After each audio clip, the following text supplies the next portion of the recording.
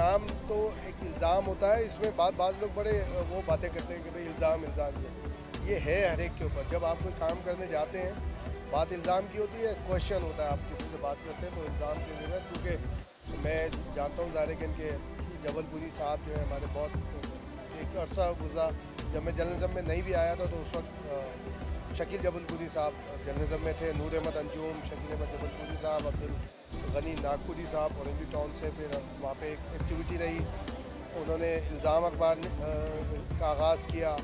फिर हमने औरंगी न्यूज़ का एक बुनियाद डाली थी, वो सारा चीज़ें चलती रहे। अब ये माशाल्लाह यूट्यूब चैनल है। अब चूँकि सेटेलाइट चैनल बड़ा कास्टली होता है, अब तो दुनिया है ही एक हाथ के अंदर।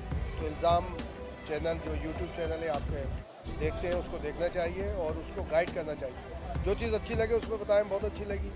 जो चीज़ आप चाहते हैं कि चेंज हो, तो आपको उसकी मैनेजमेंट को ज़रूर बताना चाहिए, क्योंकि उनके एड्रेस मौजूद होते हैं। बहुत सारी दुआओं के साथ ये इल्ज़ाम तरक्की करें और बहुत जो वो करना चाह रहे हैं, लोगों की आवाज़ बनना चाह रहे हैं, आवाज़ बने।